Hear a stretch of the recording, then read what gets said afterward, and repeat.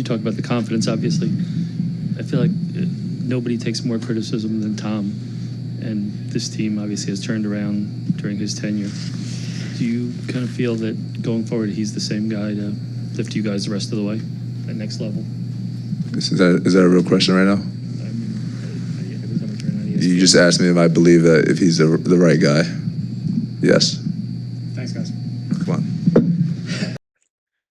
Welcome back to NBA Cinema. So we have to talk about the New York Knicks and some of the things around the organization right now as they're obviously looking for a coach. Tom Thibodeau was let go shortly after the season. I always said that game one loss against the Pacers was a fireable offense, and he was going to have to overcome that because that was a culmination of some things we saw earlier in the year. It didn't matter early in the year when we saw them blow that big lead to OKC in Oklahoma City as much, but as we saw their record against the top teams in the NBA, you started to feel like, can this team really compete with them? We were watching Indiana go on the road and beat a team like Denver, even though the Knicks did the same this year. Their record against all the cream of the crop was really bad throughout the year. And so a lot of those issues showed themselves in the Indiana Pacers series, and you didn't feel like the team constructed, even with the coaching as is, could just run that back. So it's a lot of things going on around the team. Obviously, they put out their article about the rift between Karl Anthony Towns and JB the other day, but something else came out about Rick Brunson because a lot of people saying what's going to happen with Rick. You look at him; he has a relationship with front office people, people that's represented him and Jalen before. So I don't think he's going anywhere. But it says per Hoops Wire sources, multiple Knicks players have been unhappy with the presence of assistant coach Rick Brunson, the father of star guard Jalen Brunson. What that issue is exactly has not been determined. Those sources suggested that Rick has had too big a say in things, and so people feel like this is daddy ball a little bit. They feel like Jalen Brunson and Rick may have a little more influence on things than they really should. But whatever, right? The coaching search. One thing we do know for certain though is the coaching search is in full surge, and J.R. Smith, he responded to that. He said, "Dear Knicks, I love Tom, but we're here now. Can we please go get Mark Jackson or I believe the real 94 feet of game? If I'm not mistaken, that's Phil Handy. It says P.S. just asking for a friend, and so he feels like Mark Jackson. That would be a good look for New York City. I've heard names such as Mike Brown, even Luke Walton, which wouldn't make any sense.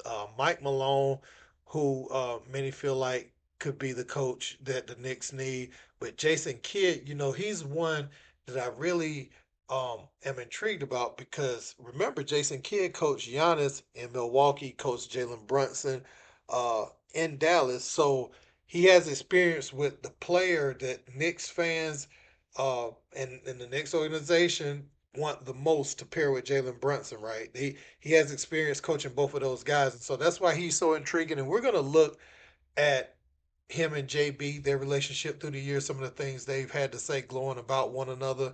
But first, we're going to get into what Jay Williams had to say about Thibs, because a lot of people are coming to Thibs' defense, claiming that he should have kept his job. But Jay Williams, very much like myself, feel like certain things run their course. And if you look at the Final Four teams in the postseason, it feels like the Knicks, as currently constructed, may have hit the ceiling with Thibs at the helm more than any of the other teams. But let's get into what Jay Williams had to say. So tired of people saying this excuse. Well, the Pacers were a better team. I don't know about that. I don't know if the Pacers are just a better team. I mean, the Knicks were up 20 points in game one. I saw them botch that. I then saw adjustments being made because he was forced to in game three, in which he utilized his bench. I was there on the court and I saw it translate, and they won that. So you could make a case that it should have gone back to New York for game seven, but still, it just isn't about the postseason. And sometimes fans, because they haven't been there in so long, say, well, it's the first time we've been to Eastern Conference Finals in 25 years, back-to-back 50-win seasons. I understand that. He maximizes your floor. You know why I know that? I've now seen the same damn movie 3 times in a row. I've seen it in Chicago, I've seen it with Minnesota, and I've seen it with the New York Knicks. Thibs is a really good coach. I'm just not sure 1990s basketball is going to win you a championship in 2025. The reality is the offense is stagnant. It's not innovative. There's nothing new about it. He burns guys out. He has a shortened rotation. He plays 5 to 6 guys. Okay, look at the numbers. I gave the numbers on First Take last week where his starters have played 755 plus more minutes than Indiana starters. That's the equivalent of 15 and a half more games. So I'm going to give you guys a name that the Knicks should go after, and he's the head coach of the Houston Rockets. His name is Ime Udoka. First off, he knows how Boston moves because he was part of that ride with Jason Tatum and Jalen Brown, maximized their value to a certain extent. Obviously had some challenges, got let go, went out to Houston, but he also has the same type of mentality, and he's building that similar culture in Houston. Now look, I know Tillman Fertitta loves him, probably won't let him go, but the Knicks can pry that away because I'm not sure Ime wants to be there long term. And who better to lead a 2025 version of where this team is, alongside of Leon Rose, alongside of Worldwide West, alongside with Jalen Brunson, to get this team to where they need to be. And just one more thing. Worldwide West was a part of that team in 2003 in Detroit. Rick Carlisle was the head coach. They had won a 50-plus win season. They had gotten to the Eastern Conference Finals. And they let go of Rick Carlisle for Larry Brown. So there's history here with them having a mark before they do something. And don't excuse the entire body of work. This is also the same New York Knicks team that was 0-7 versus both the Cavs and the Celtics when they were healthy. When they were healthy throughout the course of the regular season. Ime Udoka is the name the Knicks need to get. Ime Udoka, I'm definitely not mad at that. Everywhere he goes is proven that he can get younger players to get to the level that they need to get to. You can essentially say he's responsible, him and his staff is responsible for the development of Jalen Brown, Jason Tatum. You look at what Sengun, those guys were able to accomplish over there in Houston this year. The team ended up having an identity. They brought in a few vets, and so they did what they did. But the New York Knicks, when you look at Cat and you look at Jalen Brunson, they both struggle defensively. But it's up to the coach, to figure out some things. I feel like at the very least, the Knicks would have been playing, um, Game 7 at home the other night. And honestly, you win game 1. You basically they didn't need to bring Jalen Brunson back in the game at that point. The bench unit had really taken over that game. The ball was moving. Offense was coming from different places. When he came back in the game, he started holding the ball too long, and there was no offensive movement. Very stagnant. And, that's kind of how they lost the game. Guys became disinterested. Guys just standing around watching. Whereas before he re entered the game, it was activity all over the floor. That changes how the course of game 2 goes. If you're already playing the bench, who knows what the bench could have done in that game? You probably most likely win game 1, game 2. Then if you go in there and steal game 3, you could have closed it out in 5. That would have been the best case. So I'm with Jay Williams. I don't necessarily know if the Indiana Pacers was a superior team or they just had superior coaching that used the bench. I saw Rick Carlisle using Ben Shepherd, who's no better than someone like Landry Shamet, but Thibs wasn't using him. And Mikal Bridges complained about the minutes early on in the season. I also thought earlier in the series you should have been pressing up on Tyrese Halliburton. When you got the home court advantage, you should have been pressing up on him like they were doing Jalen Brunson. They're going to make it hard on your star. You make it hard on their star. You got long athletic bodies. The very reason that you brought them in were to defend Boston's wings and to guard Tyrese Halliburton full court. And also you brought in Cat to bring someone like Miles Turner out, to be able to open up lanes for Jalen Brunson. Now, Anthony Towns going to have to do a little soul searching about just being tougher, starting from the inside, just being stronger with the ball, not crying for fouls and playing more like a post presence should.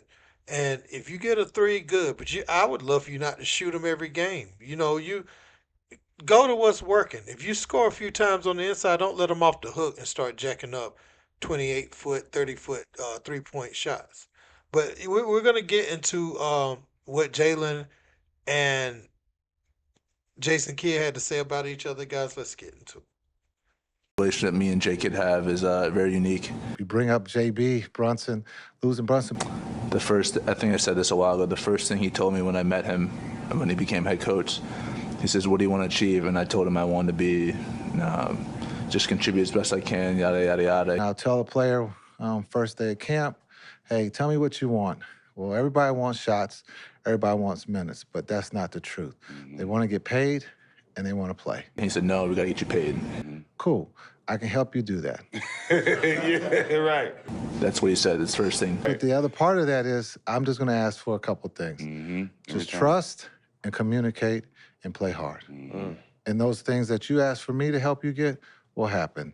And if you ask Brunson, he would tell you that he listened and good things happened. Did he ever?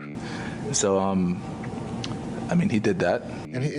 And I only want to put people in a position to be successful. That's it. That's it. And he did that. When you've talked about JB this year, you've said one of your goals is to get him paid. How much money do you think he made tonight? A lot. He's gonna make a lot of money. I don't know if he needs an agent, but I'm gonna put my name in the hat. But it's not just what he did tonight, and it's not what he's gonna do going forward. He's already done the work this season. He's shown that he deserves to be paid, and he does his job at a very high level, and he's a winner. Hopefully he can pay me for that, what I just said. But he's a great young man, and I'm very lucky to be able to coach him. Yeah, it's just really cool to see, and yeah. There's 30 companies in the NBA. We all can't stay on the same company. Yeah. So for him to go to New York, to get paid, to have the opportunity to run his own team, I'm happy for him. And so that's what people were talking about in the event that the Knicks were able to somehow make a deal shake for Giannis Antetokounmpo to land in New York City. You have a coach that has experience with both players. I look at Jason Kidd personally and I say, he has a healthy AD, gets Lively back. Kyrie Irving, you get the coach Cooper Flag, and really be there with Nico Harrison through the whole Luca thing, right?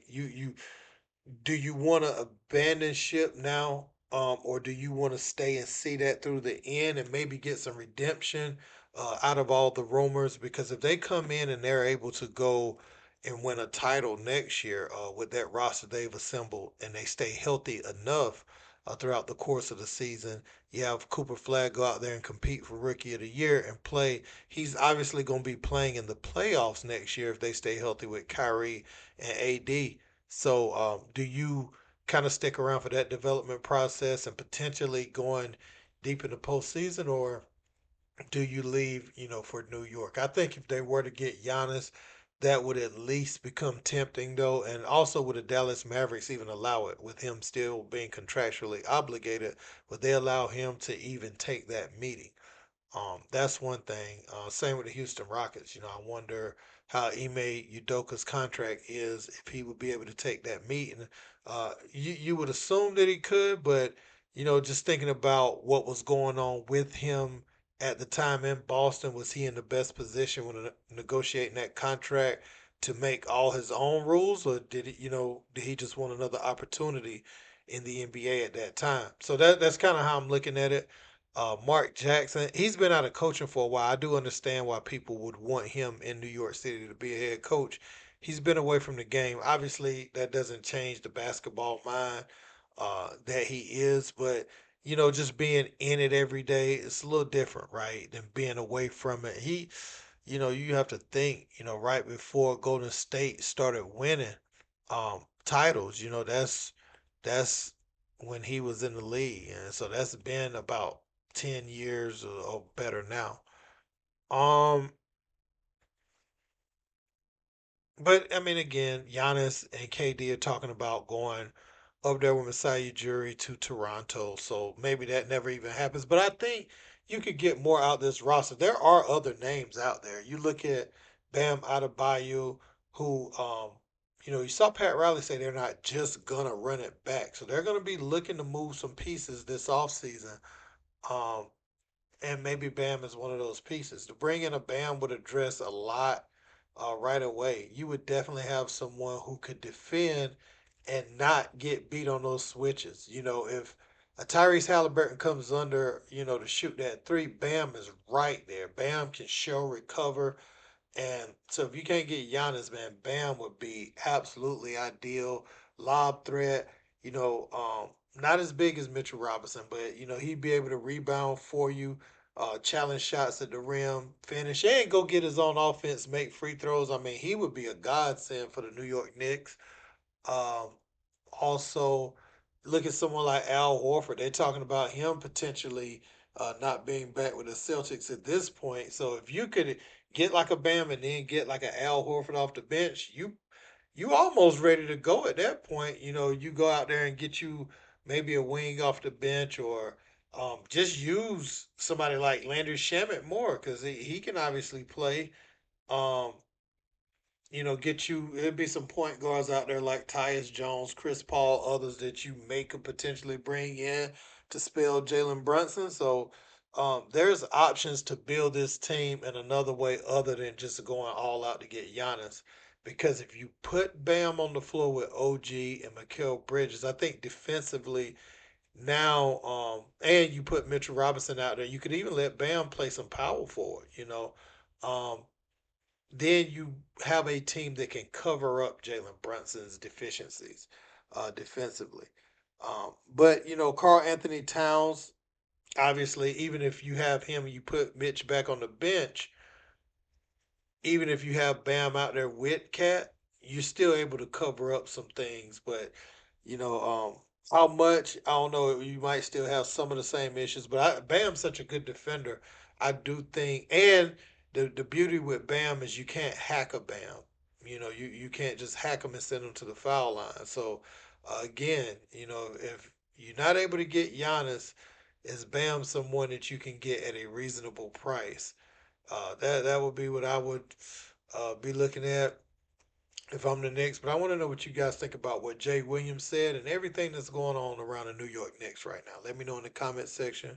Don't forget to like, share, and subscribe. Till next time. Peace.